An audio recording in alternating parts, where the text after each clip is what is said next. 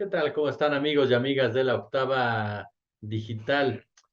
Hablar de lo que pasó durante la pandemia, lo que ha sucedido durante esta época, en definitiva, del COVID-19 en las diferentes aristas, en las diferentes áreas, siempre iba consigo una necesidad de análisis.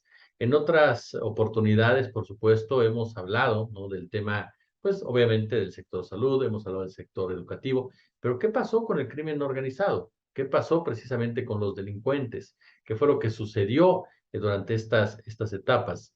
Y sobre todo, algo que nos ha llamado mucho, pero mucho la atención, es la manera en cómo se puede adecuar la delincuencia a los diversos escenarios.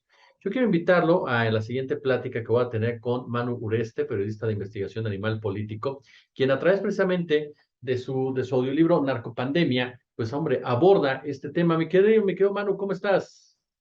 ¿Qué tal, Jesús? Pues encantado de estar aquí de nuevo contigo y con todo tu auditorio de la Octava Digital. Oye, Manu, pues la primera pregunta que te digo es, ¿con qué te topas? ¿Con qué te topas cuando hablamos precisamente de este tema de la narcopandemia, como tú la defines? ¿Por qué definirla así? Mira, pues Narcopandemia es como bien dijiste, es un audiolibro que está integrado es una gran crónica que está integrada por 13 crónicas, 13 historias que forman un complejo mosaico de voces de múltiples personas de diferentes puntos del país que explican, que abordan cómo sufrieron la otra crisis, la otra pandemia que fue sigue siendo la de la violencia, ¿no? Entonces, porque nos llamaba mucho la atención de que cuando empezó esta pesadilla sanitaria, pues obviamente todos los medios, la sociedad en general, pues todos estábamos centrados en los estragos que estaba ocasionando desde un punto de vista sanitario el coronavirus, el COVID-19, pero en esta labor de reporteo que hicimos en Animal Político, yo me fui encontrando casi por casualidad con múltiples historias.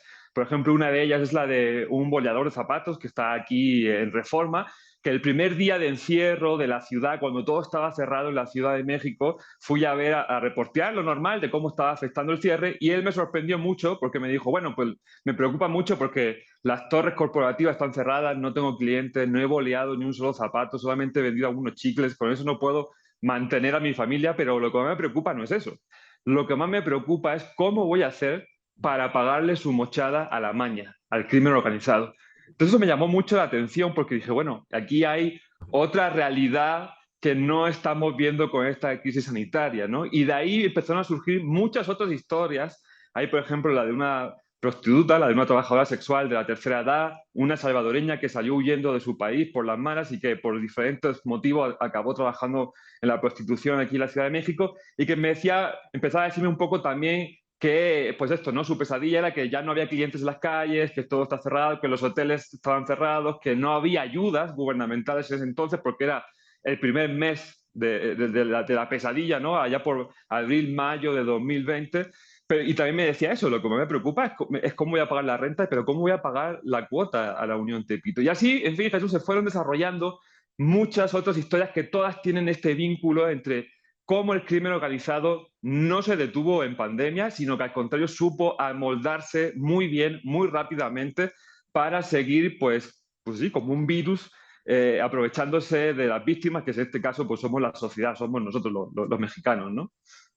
Este punto que mencionas, Manu, el crimen organizado que no se queda en pandemia, el crimen organizado que lo defines no entra en cuarentena, en pocas palabras. ¿Cómo se adecua el crimen organizado a este tipo de circunstancias? ¿Cómo entender o qué lectura darle a esta adaptación por parte del crimen organizado a un momento que tenía pues a todo el mundo incluso metido en su casa, ¿no? Claro. Pues mira, todo el mundo, de alguna forma, todos los mexicanos que padecemos la violencia, sabemos que el crimen organizado tiene una capacidad de imaginación, desgraciadamente para el mal, enorme, ¿no? Una capacidad de adaptación enorme. Pero no me deja de sorprender cómo en esta pandemia se adaptó de una manera tan rápida a la crisis sanitaria y de tan múltiples formas. En el libro, en el audiolibro, van a encontrar muchas historias tan relacionadas, por ejemplo, con lo que acabo de decir, ¿no? Con el cobro de piso, con la extorsión, pero hay muchas otras historias que van mucho más allá de esto. Por ejemplo, en una de las crónicas, un empresario de Tierra Blanca, en Veracruz, nos comenta pues, cómo era el crimen, en la pandemia el crimen organizado, el cártel Jalisco, asumió en múltiples rancherías, sobre todo en los lugares más remotos, donde hay menos ayudas, asumió la labor del Estado llevando pues cubrebocas cuando era casi imposible encontrar un cubrebocas aquí en la Ciudad de México, llevando gel antibacterial, llevando despensas y cómo la gente pues bien de buena gana o porque no le quedaba de otra, pues aceptaba esas despensas del cártel Jalisco que asumía ante una enorme crisis sanitaria pues buena parte del rol o del papel que debía de haber asumido el Estado.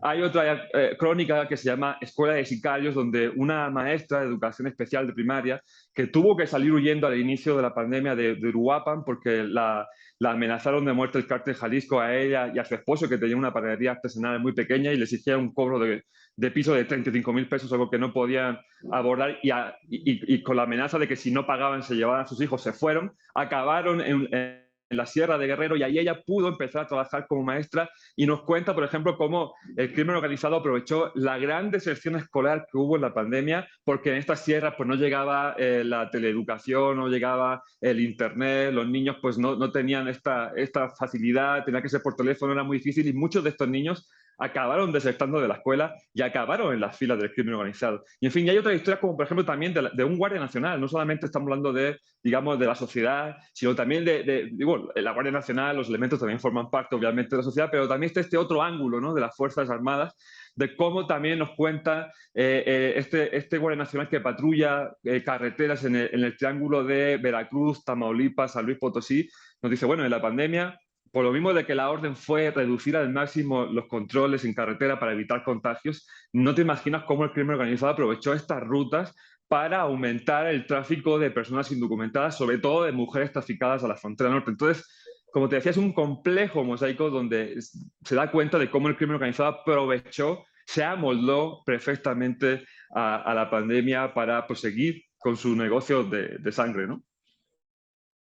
Esto se amolda a la pandemia, nos habla de una empresa, nos habla de una forma de operar, pues de una empresa criminal, de una economía criminal.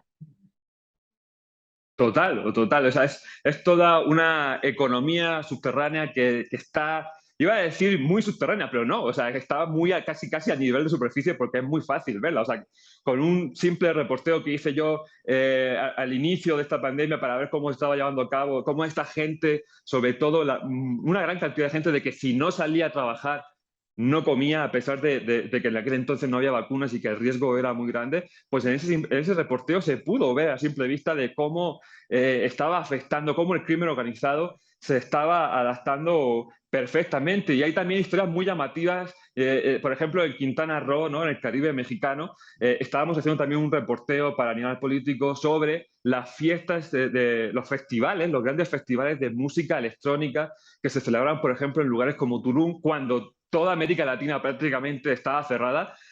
Tulum se convirtió en un centro enorme de turistas que venían de Estados Unidos, los pueblos que podían venir, venían ahí a Tulum. Y yo preguntaba a muchos empresarios, bueno, ¿cómo es posible que se esté llevando a cabo estos festivales masivos, que además hubo en una de ellos un contagio masivo de más de 100 personas? ¿Cuándo está el semáforo en rojo? ¿Están las medidas restrictivas?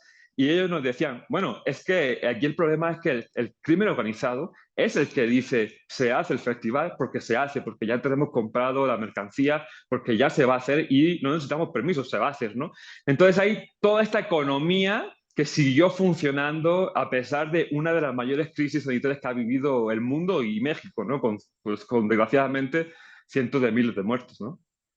Claro, porque a final de cuentas nos muestra, como bien defines en cada una de estas historias, mi querido Mano, pues la manera en cómo el crimen organizado llega a penetrar las diferentes estructuras, de cómo puede llegar a operar en momentos en los cuales hasta la propia autoridad pues se ve rebasada. Ahorita que mencionabas, desde la revisión de caminos, desde la presencia de los cubrebocas, desde el hecho de que no tenían para pagar precisamente la cuota. O sea, en un momento dado la gente tenía más preocupación de pagar una cuota que poder llegar sano y salvo a su casa frente al virus que en ese momento pues estaba generando un problema serio para el país.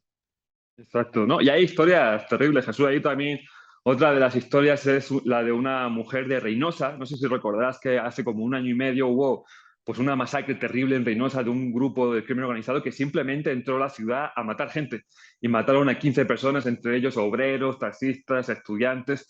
Y esta mujer que narra la historia nos cuenta que su hermano pues estuvo muy grave por el COVID, por el coronavirus en aquel entonces, porque era el inicio de la pandemia, no había vacunas, estuvo a punto de morir. Finalmente este hombre de 30 y pocos años logra sobrevivir al virus, pero pues fallece asesinado en este suceso, en esta masacre que hubo un mes después de que comenzara a recuperar su vida, ¿no? Por eso titulaba la crónica Sobrevivió al virus, pero no a las balas, ¿no?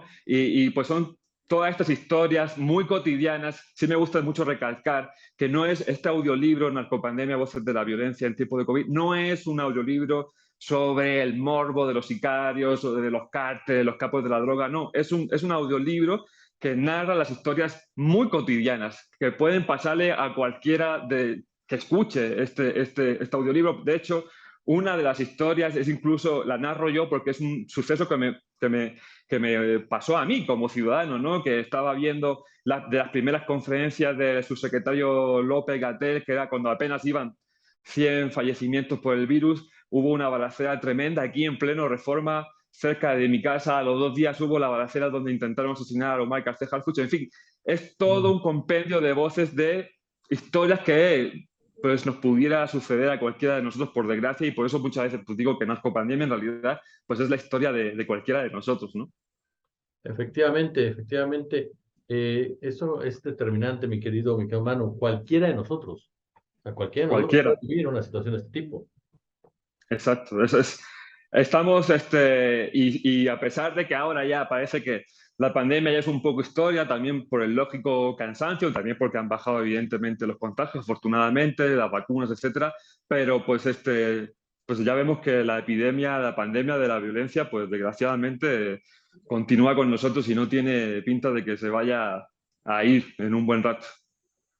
Mi querido Manu Ureste, yo como siempre feliz de platicar contigo aquí en el espacio de Octava Digital y bueno, pedirle a la gente, por supuesto, que le eche un ojo a este audiolibro Narcopandemia. Yo por lo pronto Aquí tiene la portada. te Aquí mando la portada está miércoles. disponible en plataformas electrónicas como Google Play Libros o en Amazon o en la librería electrónica de Porrúa. Está disponible en un precio muy asequible, así que ojalá que gusten descargarlo y puedan compartirme sus opiniones y a ver qué les pareció, ¿no? Y por lo tanto, pues nada, me queda que agradecer el espacio y nada, pues un saludo para todo el auditorio. Muchas gracias, mi querido Manu. Te mando un fuerte abrazo.